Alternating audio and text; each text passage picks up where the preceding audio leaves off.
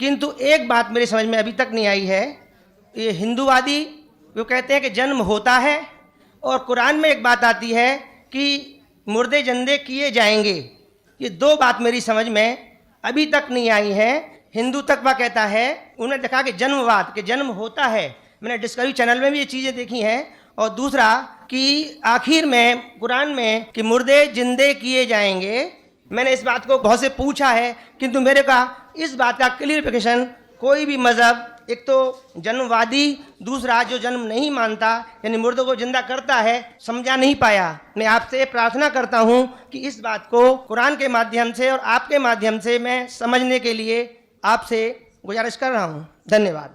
Doctor साहब ने अच्छा सवाल पूछा है कि उसने कुरान मजीद पढ़ी और सब बात को तस्लीम करते, सिर्फ एक या दो बात कि कुरान शरीफ के अंदर मौत आती है, मुर्दे को वापस से ज़िंदगी दी जाएंगी आखिरत में, उनका जिक्र है। और हिंदू लोग ये मानते हैं कि पुनर्जन्म में, और वो डिस्कवरी चैनल पे देखे कि पुनर्जन्म होता है। अगर आप देखेंगे सबसे ऊंची किताब हिंदू मज़हब में वेद, अगर आप पढ़ेंगे पुनर की मानी क्या, पुनर संस्कृत में मतलब नेक्स्ट, अगेन, वापस से, और एक, पुनर के मानी नेक्स्ट। तो पुनर्जन्म मतलब नेक्स्ट जिंदगी और एक जिंदगी। अगर आप कुरान शरीफ पढ़ेंगे, कई आयतें हैं कि अल्लाह सुब्हाना व तआला ने आपको जिंदगी दी, पहले आप थे नहीं, फिर जिंदगी दी, इस धरती पे आए, फिर आपको मौत देंगे, फिर आखिरत में उठाया जाएगा। आप जो कर रहे मुर्दों को जान दी जाएंगे आखिरत में, ये हम मानते हैं कि एक बार हम इस धरती पे आते, नेक्स्ट लाइफ इज आखिरत। उसी तरीके से वेद में भी जिक्र है अबाउट पुनर्जन्म, नेक्स्ट लाइफ, सेम हूबहू जिस तरीके से कुरान में लिखा हुआ है।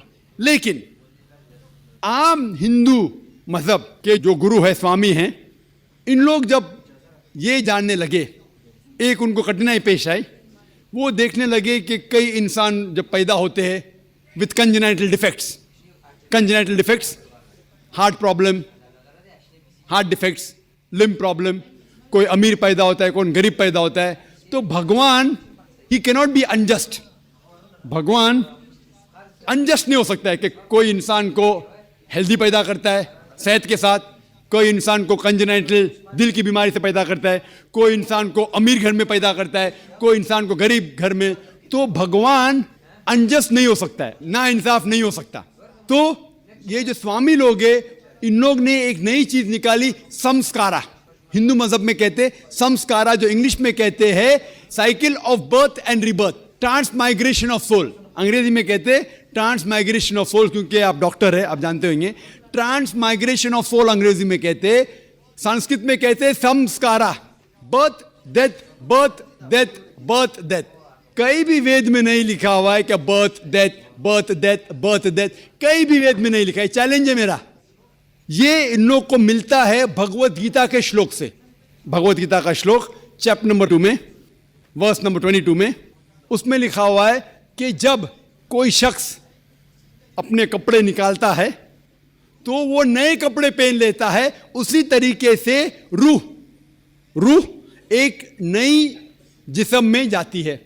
जिस तरीके से कैटरपिलर घास के ऊपर चढ़ता है और दूसरे घास पे जाता है, उसी तरीके से रूह एक नई बॉडी के अंदर जाता है।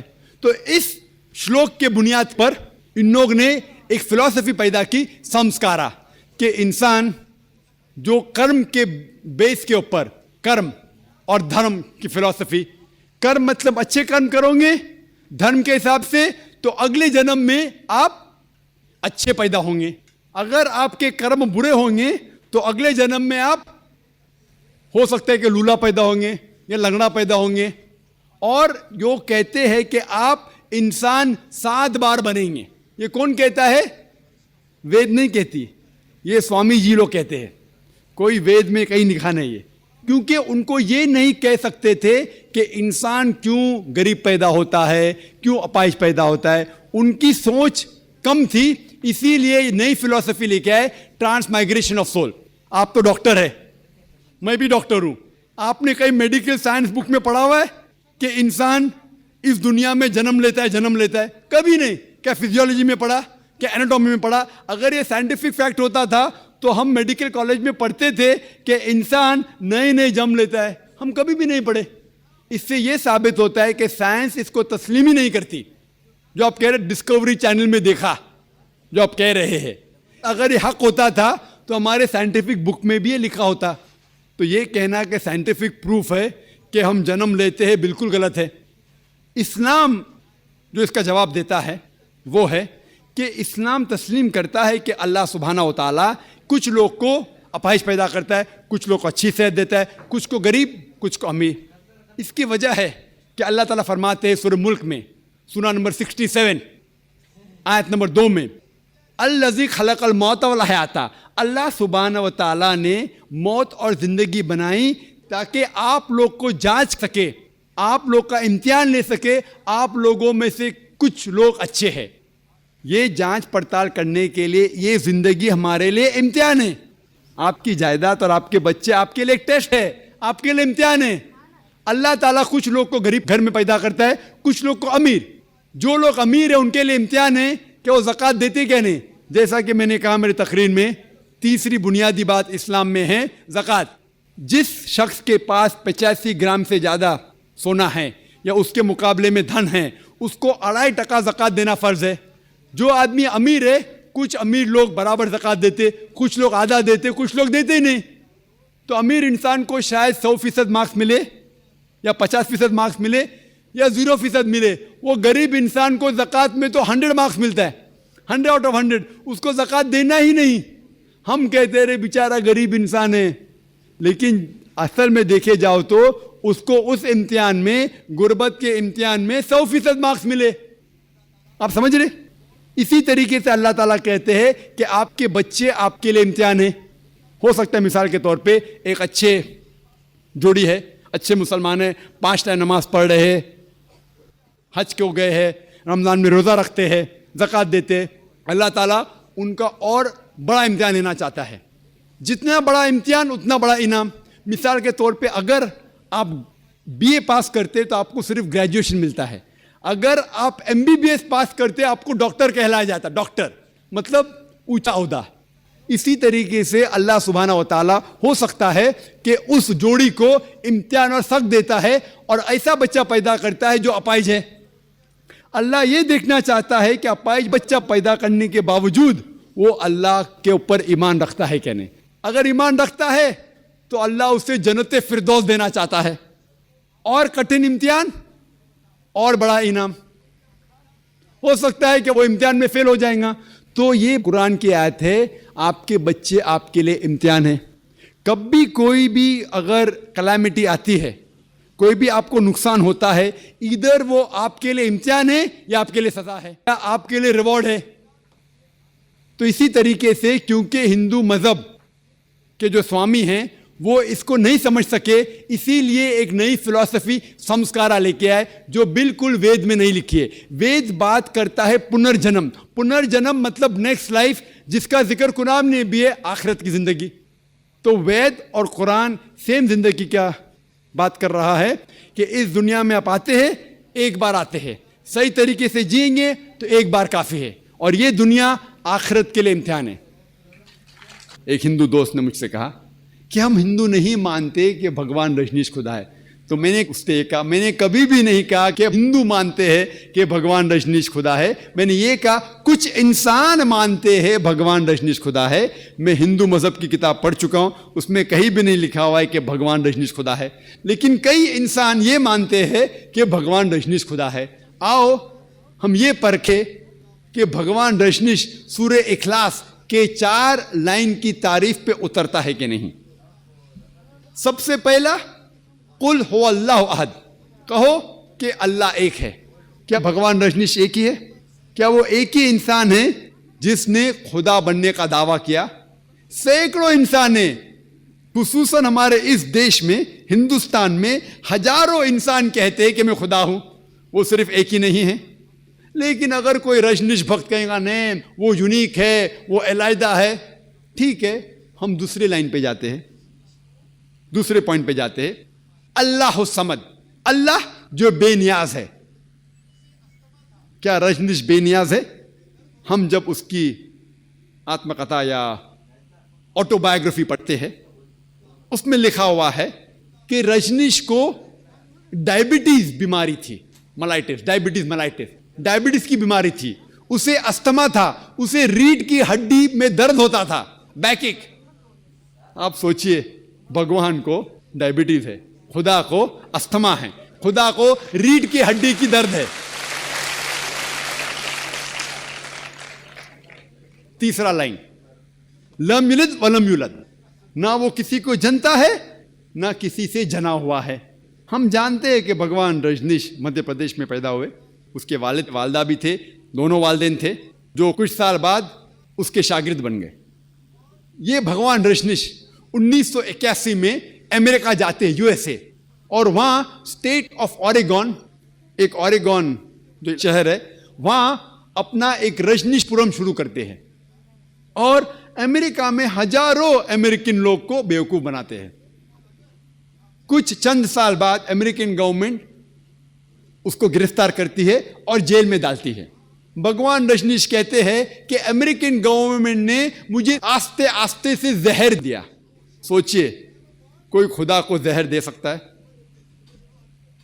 और 1985 में, 1985 में अमेरिकन गवर्नमेंट उसको अमेरिका के बाहर निकाल देती है, लात मार के निकाल देती है। फिर से वो हिंदुस्तान में आता है और पूना शहर में अपना जो सेंटर था वहां जाता है, जिसे आज की तारीख में कहते हैं ओशो कम्यून। और अगर आप जाएंगे ओशो कम्यून में, पूना में, जो रजनीश का एक आश्रम है, वहां उसके कब्र पे, उसके समाधि पे एक तख्ती है जिसमें लिखा हुआ है, Bhagwan Rajneesh Osho never born never died but visit the earth from the 11th of December 1931 to the 19th of January 1990। उसके तख्ती पे लिखा हुआ है कि ओशो ना कभी पैदा हुए ना कभी मरे, लेकिन धरती पे सैर करने के लिए आए, धरती पे घूमने के लिए आए। 11 दिसंबर 1931 से लेके 19 जनवरी 1990 तक के, never born never died but visited the earth from the 11th of December 1931 to the 19th of January 1990। उस तख्ती पे ये नहीं लिखा था कि भगवान रजनीश को 21 मुमालिक की वीजा नहीं मिली थी। भगवान आ रहा है धरती की सैर करने के लिए और उसे वीजा की जरूरत होती है, उसे 21 मुमालिक की वीजा नहीं दी गई थी। He was not given visas to 21 different countries of the world. Imagine Almighty God coming and he requires visa to visit different parts of the world. और आर्कबिशप ऑफ ग्रीस के पादरी ने कहा कि अगर आप रजनीश को इस देश से निकाल नहीं देंगे तो हम उसके घर और उसके चेलों के घर को जला देंगे। और जो आखिरी लाइन है, वलम यकुल लहु कुफुवन अहद, उसके जैसा कोई भी नहीं है, उसका हमसर कोई भी नहीं है, ये तो सिर्फ सही खुदा के अलावा कोई भी नहीं पास कर सकता। आप अगर उस खुदा के मुकाबले में कुछ भी चीज इस दुनिया में मुकाबला कर सकते हैं तो वो खुदा ही नहीं है। हम जानते हैं कि रजनीश आम इंसान जैसे एक नाक थे, एक मुंह था, 2 आंख थे, 2 हाथ थे, सफेद दाढ़ी थी। अगर आप किसी के साथ खुदा का मुकाबला कर सके तो वो खुदा ही नहीं है। मिसाल के तौर पे, अगर कोई शख्स कहता है कि खुदा 1000 गुना आर्नल्ड श्वार्ज़नेगर से ताकतवर है। आर्नल्ड श्वार्ज़नेगर का नाम सुने होंगे आपने, आर्नल्ड श्वार्ज़नेगर जिसको लक़ब मिला है मिस्टर यूनिवर्स, सारे जहां में सबसे ताकतवर इंसान, उसको टाइटल मिला था सबसे ताकतवर इंसान आर्नल्ड श्वार्ज़नेगर। अगर कोई शख्स कहता है कि खुदा 1000 गुना आर्नल्ड श्वार्ज़नेगर से ज्यादा ताकतवर है, आप अगर खुदा का मुकाबला किसी से भी कर सके, किससे भी करते हैं, चाहे वो आर्नल्ड श्वार्ज़नेगर हो, चाहे वो दारा सिंह हो, या चाहे किंग कॉन्ग हो, चाहे 1000 गुना हो, लाख गुना हो या करोड़ गुना हो, अगर आप खुदा का मुकाबला किससे भी कर सके इस दुनिया में, उसका हमसर कुछ भी है, किससे भी आप कंपेयर कर सके तो वो खुदा ही नहीं। वलम यकुल लहु कुफुवन अहद, ये 4 लाइन का डेफिनेशन है सूरह इखलास कुरान मजीद में खुदा की तारीफ में। अगर कोई भी शख्स कहता है कि ये खुदा है कोई भी इंसान कहता है कि ये खुदा है, अगर वो 4 लाइन की तारीफ में उतरता है तो हमें उसे तस्लीम करना चाहिए कि वो सही खुदा है। वरना अल्लाह ताला फरमाते हैं सूरह इसरा में, सूरह नंबर 17 आयत नंबर 110 में, कुलिदुल्लाह अबिदुर रहमान अय्यमा तदू फलहुल अस्माउल हुस्ना, चाहे आप कहो उसे रहमान, अल्लाह को चाहे रहमान कहो या अल्लाह कहो, कुछ भी कहो लेकिन अच्छा नाम कहो। और उसके कई एट्रीब्यूट्स है, अल्लाह सुब्हाना व तआला के कई नाम हैं, लेकिन वो नाम सही होना चाहिए और एक मेंटल पिक्चर नहीं होना चाहिए। आपको आपके जहन में अक्स नहीं पैदा करना चाहिए। तकरीबन 99 नाम अल्लाह सुब्हाना व तआला के, अर रहमान, अर रहीम, अल हकीम, most gracious, most merciful, most wise, no less than 99। और सबसे ऊपर अल्लाह। हम मुसलमान खुदा को अरबी लफ्ज अल्लाह से क्यों पुकारते? उसकी वजह है, हम मुसलमान अल्लाह सुब्हाना व तआला को अल्लाह लफ्ज से क्यों पुकारते बनिस्बत इंग्लिश वर्ड गॉड से? क्योंकि बाकी जितने लफ्ज है वो जबान में उससे खिलवाड़ कर सकता है इंसान। मिसाल के तौर पे जो लोग इंग्लिश में कहते हैं गॉड या खुदा या देव, ये जितने अल्फाज है उससे एक इंसान खेल सकता है। मिसाल के तौर पे गॉड है, अगर आप एस लगाएंगे तो हो जाएगा गॉड्स, प्लूरल ऑफ गॉड। अल्लाह का कोई प्लूरल नहीं, कोई जमा नहीं। अगर आप एस लगाते गॉड को अंग्रेजी में तो गॉड्स हो जाता है, खुदा की जमा। जो इस्लाम में कुल हो अल्लाह अहद, अल्लाह एक है। अगर आप DESS जोड़ते हैं गॉड को, हो जाता है गॉडेस, मतलब औरत खुदा। और इस्लाम में अल्लाह सुब्हाना व तआला का जिन्स नहीं, ना वो मर्द है ना औरत है। अल्लाह सुब्हाना व तआला अलहदा है, ना मर्द है ना औरत है। अल्लाह इज यूनिक। अगर आप गॉड को ऐड करेंगे फादर, वो हो जाता है God father, he is my God father, he is my guardian. Islam में अल्लाह फादर, अल्लाह अब्बा नहीं है। अगर आप मदर जोड़ते गॉड को, हो जाता है गॉड मदर। इस्लाम में अल्लाह मदर नहीं है। इसीलिए हम मुस्लिम खुसूसन अल्लाह को अल्लाह से पुकारते हैं, दूसरे कोई लफ्ज से नहीं। क्योंकि दूसरे अल्फाज जो है उससे एक इंसान खिलवाड़ कर सकता है। मिसाल के तौर पे देव, देव को अगर कहे देव, अगर ई लगा देंगे तो देवी हो गया। देव ने मुजक्कर, दो हो गए ना, देव और देव, यहां फीमेल एंड मेल। इस्लाम में God is neither female neither male, ना मर्द ना औरत है। देवताओं यानी बहुत से देव हो गए। तो इसीलिए हम मुसलमान खुसूसन अल्लाह को अल्लाह से पुकारते हैं। लेकिन जब मैं तकरीर करता हूं जो गैर मुस्लिम के सामने, जिसे अल्लाह सुब्हाना व तआला के बारे में सही इल्म नहीं है, तो मैं लफ्ज गॉड इस्तेमाल करता हूं, लफ्ज खुदा भी इस्तेमाल करता हूं, जिस तरीके से आज कर रहा हूं। लेकिन मैं ये कहना चाहता हूं कि खुदा या गॉड अल्लाह का सही तर्जुमा नहीं है। लोग उसे नहीं समझते, इसीलिए मैं खुदा कह रहा हूं या गॉड कह रहा हूं। लेकिन सही माने में अल्लाह का तर्जुमा गॉड भी गलत है और खुदा भी गलत है। इसीलिए हम मुसलमान अल्लाह को अरबी में अल्लाह कहते हैं। वरना कुरान क्या आयत है, कुलिदुल्लाह अबिदुर रहमान अय्यमा तदू फलहुल अस्माउल हुस्ना। आप चाहे अल्लाह को रहमान कहो या अल्लाह कहो, उससे कुछ भी कहो, लेकिन एक अच्छा नाम दो। तो इससे हमें पता चलता है कि अगर हर इंसान ये माने कि सारी इंसानियत का खुदा एक है, रब एक है, खालिक एक है, तो ही हम एक भाईचारा, आलमी भाईचारा के ऊपर अमल कर सकते हैं। और ये आलमी भाईचारा की बुनियाद है फेथ। इसे कहते हैं ईमान का भाईचारा। अगर हर इंसान को ईमान है कि हमारा रब एक है, हमारा खालिक एक है, हमारा खुदा एक है, तो ही हम एक आलमी भाईचारा के ऊपर अमल कर सकते हैं।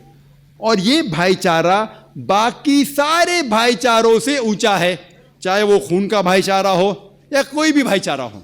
और ये ईमान का भाईचारा कि रब एक है, खालिक एक है, खुदा एक है और उसी की इबादत करना चाहिए, ये भाईचारा सिर्फ हॉरिजॉन्टली सारे दुनिया में नहीं फैलता, सिर्फ दुनिया के लोग जो जी रहे हैं उसके अंदर नहीं, लेकिन वर्टिकली भी, ऊपर और नीचे भी, जो कौम, जो इंसान पहले भी आ चुके इस दुनिया में और जो हमारे बाद आएंगे उनको भी समेटता है।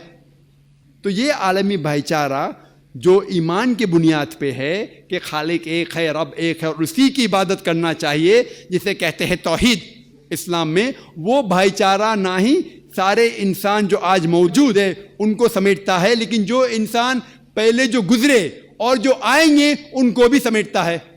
और ये भाईचारा बाकी सारे भाईचारों से ऊंचा है, चाहे वो खून के रिश्ते का भाईचारा हो। और इसमें कई मिसाल है कुरान मजीद में। अल्लाह ताला फरमाते सूरह इसरा में, सूरह नंबर 17 आयत नंबर 23 और 24 में कि अल्लाह की इबादत के बाद आपको अपने वालिदैन से अच्छा सलूक करना चाहिए, उनकी इज्जत करना चाहिए। और कोई भी एक या दोनों अगर ज़ईफ़ हो जाए, उनकी उम्र ज़्यादा हो जाए, ज़ईफ़ हो जाए, तो उनको उफ तक मत कहो। आपके वालिद या वालदा, माँ या बाप, कोई भी ज़ईफ़ हो जाए उफ तक मत कहो, लेकिन उनसे अच्छा बर्ताव करो, अच्छा सलूक करो और अल्लाह सुब्हानहू व तआला से दुआ करो कि उन पे करम करो जिस तरीके से उन्होंने हमारी परवरिश की। वालिदैन की बहुत इज्जत है कुरान में, लेकिन उसके बावजूद ये लिखा हुआ है कि अगर वालिदैन अल्लाह के खिलाफ है तो उस वक्त लिखा है सूरह लुक़मान में, सूरह नंबर 31 आयत नंबर 15 में, कि आप वालिदैन की इज्जत करो, लेकिन अगर वालिदैन जिद्दोजहद करे, ज़बरदस्ती करे आपको उसकी इबादत करने से जो अल्लाह के अलावा कोई और है, जिसका इल्म आपको नहीं है, तो आप उनकी बात मत मानो, लेकिन फिर भी उनसे अच्छा सलूक करो, वालिदैन की इज्जत करो। लेकिन अगर वो अल्लाह के खिलाफ जाए तो उस वक्त उनकी बात मत मानो, लेकिन फिर भी उनकी इज्जत करो, उनसे अच्छा सलूक करो। और कई मिसाल है कुरान मजीद में, जो नबियों की मिसाल है, कई रसूल की मिसाल है। मिसाल के तौर पे कुरान में जिक्र है सूरह हुद में, सूरह नंबर 11 आयत नंबर 45 to 47, उसमें नूह अलैहिस्सलाम का जिक्र है। और हम जानते हैं प्रॉफिट नोआ, पीस बी अपॉन हिम, नूह अलैहिस्सलाम का जिक्र अक्सर लोग जानते हैं कि अल्लाह सुब्हानहू व तआला ने उनको वही नाजिल की थी कि एक बारिश होएंगी, फ्लड आएगा, इसीलिए एक कश्ती बनाओ, एक आग बनाओ, और नूह अलैहिस्सलाम ने कश्ती बनाई। लेकिन नूह अलैहिस्सलाम अल्लाह सुब्हानहू व तआला से दुआ करते कि आप मेरे फैमिली मेंबर्स को, मेरे जो घर के लोग हैं उनको आप बचाएंगे। और अल्लाह ताला वादा करते कि मैं आपके फैमिली मेंबर्स को, आपके घर के लोग को बचाऊंगा। और फिर नूह अलैहिस्सलाम एक बड़ी कश्ती बनाते। कुछ लोग उनके ऊपर यकीन करते, अक्सर लोग यकीन नहीं करते। और उनमें से एक होता है उनका बेटा, जो कहता है कि बारिश कैसे हो सकती इधर। वो कहता है अगर बारिश आएंगी तो मैं एक पहाड़ के ऊंची चोटी पे जाके चढ़ जाऊंगा। वो नूह अलैहिस्सलाम की बात नहीं मानता, अपने वालिद की बात नहीं मानता। कुछ वक्त बाद बारिश आती है, फ्लड हो जाता है, कश्ती ऊंची होती जाती और पानी ऊंचा होते जाता है। और नूह अलैहिस्सलाम के बेटे पहाड़ की चोटी पे जाके बैठ जाते हैं, बोलते कि मैं यहाँ महफूज रहूँगा। पानी बढ़ता जाता है, फिर उन्हें पता लगता है कि वो गलत थे और पानी उस चोटी के ऊंचाई तक पहुँचता है। वहाँ जब नूह अलैहिस्सलाम के बेटे पुकारते मदद के लिए अपने वालिद से कि मुझे बचाओ, तो नूह अलैहिस्सलाम अल्लाह से फरमाइश करते कि आपने तो वादा किया था मुझे कि आप मेरे फैमिली के लोग को बचाएंगे, आप मेरे फैमिली मेंबर्स को बचाएंगे। तो अल्लाह ताला आयत नाजिल करते हैं कि आपका बेटा आपके फैमिली में से नहीं है, आपका बेटा आपका फैमिली मेंबर नहीं है। मतलब ये ईमान का भाईचारा खून के भाईचारे से कहीं ऊंचा है।